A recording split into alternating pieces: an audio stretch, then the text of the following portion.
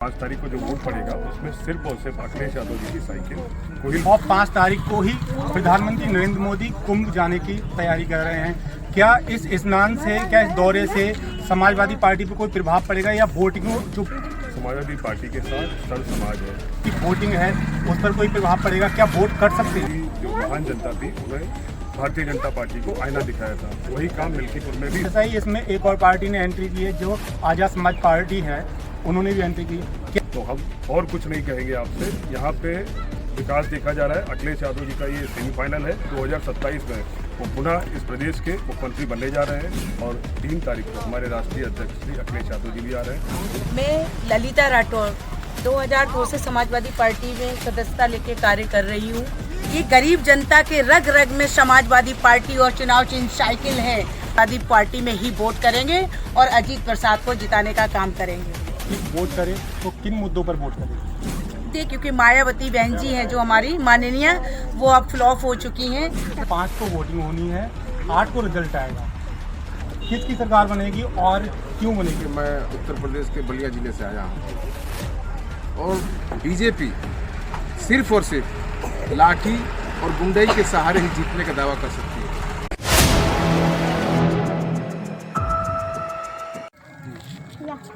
5 तारीख को जो वोट पड़ेगा उसमें सिर्फ और सिर्फ अखिलेश यादव जी की साइकिल को ही लोग देख रहे हैं। ये स्वर्गीय मित्रसेन जी की धरती है और देश प्रसाद जी की धरती है और यहाँ पे साइकिल बहुत बड़े अंतर से चुनाव जीती। 5 तारीख को ही वोटिंग होनी है और 5 तारीख को ही प्रधानमंत्री नरेंद्र मोदी कुंभ जाने की तैयारी कर रहे हैं। क्या इस स्नान से, क्या इस दौरे से समाजवादी पार्टी पर कोई प्रभाव पड़ेगा या जो वोटिंग पड़ेगी उस पर कोई प्रभाव पड़ेगा?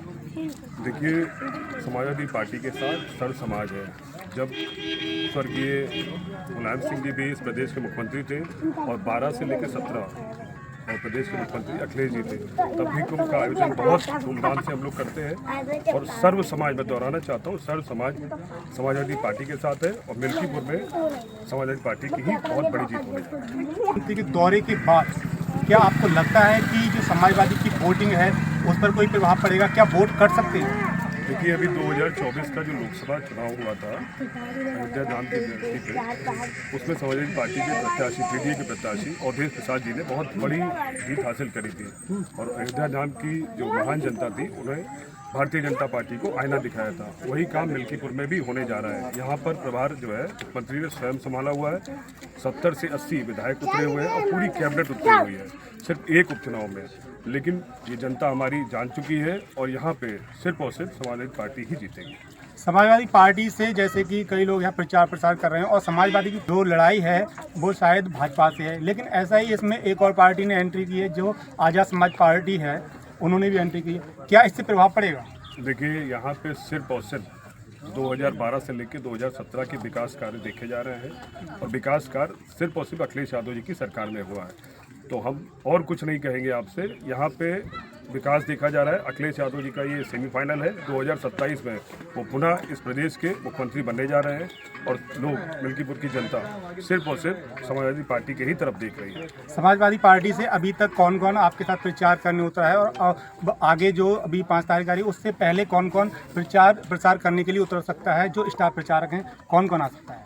देखिए, पूरी समाजवादी पार्टी इस मिल्कीपुर को बहुत गंभीरता से देख रही है। मैंने पहले भी बताया कि ये 2027 का सेमीफाइनल है क्योंकि अयोध्या की मिल्कीपुर की सीट है और अभी जो लोकसभा हुआ उसमें समाजवादी पार्टी बहुत बड़े अंतर से जीती है। तो सारे लोग जो है समाजवादी पार्टी के पक्ष में लगे हुए हैं और सारे लोग आ गए हैं और 3 तारीख को हमारे राष्ट्रीय अध्यक्ष श्री अखिलेश यादव जी भी आ रहे हैं। उनका स्वागत करने के लिए हमारी महान जनता तैयार है। तो ये थे हमारे साथ अजीत जी और चुनावी प्रचार प्रसार में पूरी तरह से लगे हुए हैं। और चलिए देखेंगे कि जो कि अब 5 तारीख को वोट पड़ेगा, उसके बाद 8 फरवरी को रिजल्ट आएंगे, उसमें क्या देखने को मिलेगा। ललिता राठौर 2002 से समाजवादी पार्टी में सदस्यता लेके कार्य कर रही हूँ और इस समय मैं प्रदेश महासचिव महिला सभा और लोकसभा कन्नौज और औरैया डिस्ट्रिक्ट से आई हूँ। ये मिल्कीपुर में जो हमारे प्रत्याशी हैं प्रसाद जी, इनके चुनाव प्रचार में आई हुई हूँ माननीय मुख्यमंत्री जी अखिलेश यादव जी के नेतृत्व में कि यहाँ की जनता क्या चाह रही है तो मैं उनको जानकारी दे सकूँ।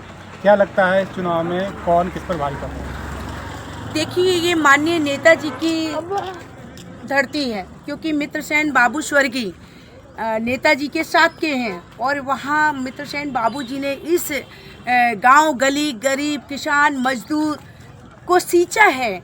और देखिए ये माताजी कह रही बाकी में सींचा है। देखिए ये गरीब जनता के रग रग में समाजवादी पार्टी और चुनाव चिन्ह साइकिल है और बाबूजी के नाम से और यहाँ से जो लोकप्रिय पीडीए इंडिया गठबंधन से जो सांसद बने हैं अवधेश प्रसाद जी, उनके पुत्र हैं अजीत प्रसाद जी। मैं चाहती हूँ कि यहाँ की जनता उनको विधानसभा भेजने का काम करे, भारी से बहुमत से विजयी और वोटिंग करके।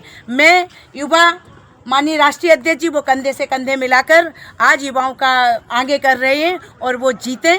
मैं इन्हीं शब्दों के साथ समाजवादी पार्टी अखिलेश यादव को धन्यवाद देती हूं कि आपके प्रति यहां की जनता का रुख है कि समाजवादी पार्टी में ही वोट करेंगे और अजीत प्रसाद को जिताने का काम करेंगे। समाजवादी पार्टी मिल्कीपुर से अभी उपचुनाव चल रहे हैं और इस उपचुनाव में उतरी है और पब्लिक वोट करे तो किन मुद्दों पर वोट करे? देखिए ये समाजवादी पार्टी के लोगों को सोचना नहीं होगा ना प्रत्याशी को, और यहाँ की जनता जान रही है कि हमारे खेत खलियान गरीबी और हमारे जो समाजवादी पार्टी इंडिया गठबंधन जब थी तो पीडीए से, और इस समय पीडीए का भी रुख है कि समाजवादी पार्टी को वोट करें क्योंकि मायावती बहन जी हैं जो हमारी माननीय, वो अब फ्लॉप हो चुकी हैं, राजनीति की उत्तराधिकारी भी बनाया, उनको भी नहीं बोलने देती हैं। तो इस समय बीजेपी और समाजवादी की टक्कर है। उत्तर प्रदेश में ही नहीं हिंदुस्तान में लड़ाई है तो हमारी बीजेपी से है और देश के भविष्य उज्जवल भविष्य के देश के प्रधानमंत्री माननीय अखिलेश यादव बनेंगे। अगर इंडिया गठबंधन ने लालू जी ने साथ दे दिया होता वहाँ के नीतीश जी ने, तो हमारी इंडिया गठबंधन के माननीय अखिलेश यादव प्रधानमंत्री बन गए होते। इस देश की जनता ने बहुत सरल और सादगी और स्वभाव के माननीय राष्ट्रीय अध्यक्ष जी, गरीब किसान दलित माननीय लोहिया जी, माननीय जनेश्वर जी, इन पीडीए को लेकर चल रहे हैं और माननीय राष्ट्रीय अध्यक्ष अखिलेश यादव भी चल रहे हैं। इस देश की जनता ने ठान लिया कि मुझे प्रधानमंत्री भी बनाना, 2027 में मुख्यमंत्री भी बनाना है। सिर्फ सपा ही सपा देख रहेगी और बीजेपी को भगाने का काम करेगी यहाँ देश की जनता। 5 को वोटिंग होनी है, 8 को रिजल्ट आएगा, किसकी सरकार बनेगी और क्यों बनेगी? आप जिले से आया हूँ और मिल्कीपुर उपचुनाव बीजेपी कहीं से जीत नहीं रही है। विगत कई दिनों से मैं पार्टी की तरफ से काम कर रहा हूँ। बीजेपी सिर्फ और सिर्फ लाठी और गुंडई के सहारे ही जीतने का दावा कर सकती है और जीतने का दम भर सकती है। आम जनता, आम जनमानस समाजवादी पार्टी अखिलेश यादव पर आस्था जताते हुए, अवधेश जी पे अपना आस्था जताते हुए उनके बेटे अजीत प्रसाद जी को 5 तारीख को भारी मतों से साइकिल निशान पे बटन दबा के इनको फिर से विधानसभा में भेजने का काम करेगी। लेकिन भाजपा तो ये कह रही है कि हम गरीब हितैषी हैं, गरीबों के लिए काम करते हैं। प्रधानमंत्री जी हवाई चप्पल का सपना दिखा के जहाज में बैठाने का, जहाज को ही बेच दिया, रेलवे को निजीकरण कर दिया। मैं मिल्कीपुर में खास करके सबसे अहम मुद्दा है यहाँ खेतों की रखवाली। मैं कई प्रदेशों में घूमता हूँ, जिले में हम लोग बलिया जिला भी पिछड़ा इलाका है, किसानी का इलाका है, लेकिन हमारे यहाँ कटीले तार और बिजली का कनेक्शन देके जानवरों का बचाव नहीं किया जा सकता। ये बहुत ही दुर्भाग्यपूर्ण है। आज मैं यहाँ देख रहा था मिल्कीपुर में, हम लोग घूम रहे थे तो अजीत भैया के साथ, कि यहाँ जानवरों को, यहाँ की जो किसानों की मेन मुद्दा था, नगर पालिका और महापालिका के लोग गाड़ियों से बड़े जानवरों को पकड़ के ले जा रहे हैं। ये डर है, ये चुनाव किसान परेशान है, नौजवान परेशान है, कहीं से बीजेपी जीतने वाली नहीं है। मैं कहा ना कि बीजेपी सिर्फ जीत सकती है लाठी और गुंडई के सहारे, इनके अलावा कोई चारा नहीं है। और सुनने में तो आ रहा है कि यहाँ प्रधानमंत्री जी 5 तारीख को आ रहे हैं। क्यों प्रधानमंत्री जी को नहीं समझ में आ रहा है? इलेक्शन कमीशन, इस पर मैं निवेदन करूंगा आपके चैनल के माध्यम से कि संज्ञान लें। देश के प्रधानमंत्री को 5 तारीख को अयोध्या में नहीं आना चाहिए, उत्तर प्रदेश में नहीं आना चाहिए, तो वो अयोध्या आ रहे हैं। चुनाव में अपना प्रधानमंत्री का जो रुतबा है उनका, उससे असर पड़ेगा और निष्पक्ष चुनाव होने का मुझे अंदेशा लग रहा है कि कहीं ना कहीं चुनाव में गड़बड़ी की मंशा है।